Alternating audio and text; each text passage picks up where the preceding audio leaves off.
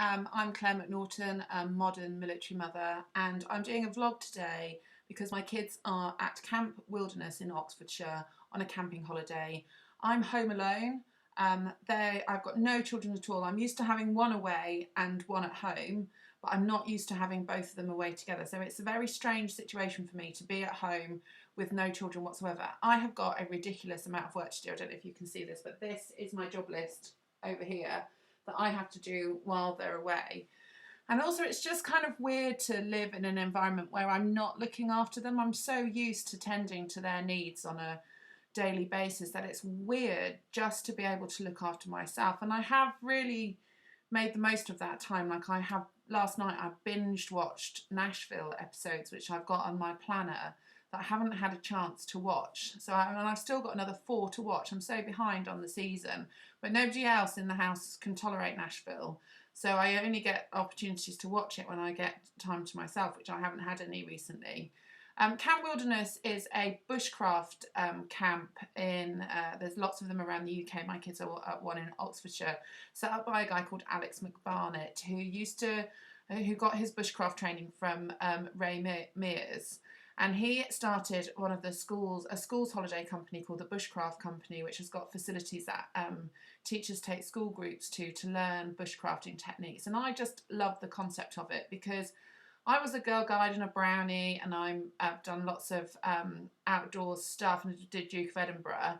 But the thing I don't like about that kind of environment is that it has a very sort of uniform militaristic element to it, and it's all a bit Queen and Country, and you're raising flags and you're saluting, and there's a certain degree of regimentedness, whereas the Bushcraft Company is a bit more hippie, really, in that it's really about learning survival techniques in a survival environment without having to march or salute flags or blow whistles or have a sort of a very clear hierarchy. And so I like the idea that my kids were going to be outside, off the devices, because they are all internet junkies. We're all internet junkies. I mean, I'm a blogger, for fuck's sake, we all are hooked into the internet, and I just wanted them to have an opportunity where they were out in the outdoors.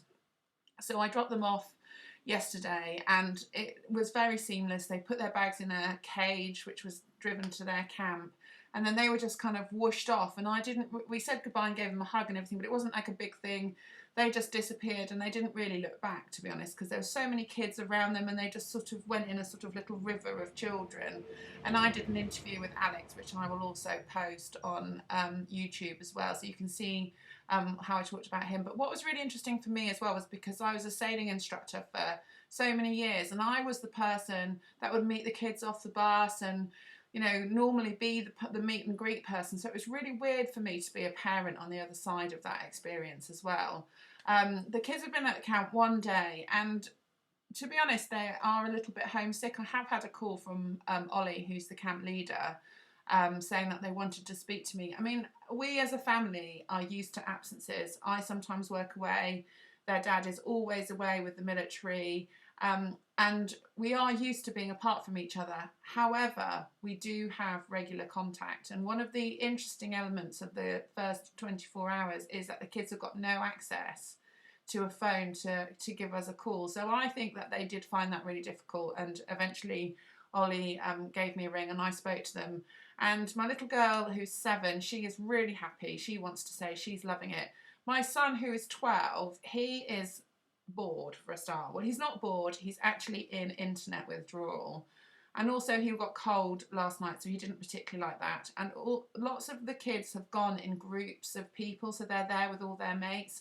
So he's feeling a little bit isolated as well. So I had a chat with Ollie, and Ollie's going to buddy him up with somebody, and hopefully that will change him. And also they're doing, and they're making weapons with knives today. So they're whittling wood to make sharp tools, not weapons, tools, probably better. But they're sort of whittling and stuff and using knives. Now, my son loves that. He's 12 years old. He is pure boy in that respect. His father's in the military. He's hugely influenced by that sort of militaristic environment. And in a way, it's kind of interesting that he is not enjoying it, because he's saying, I don't want to be in the military.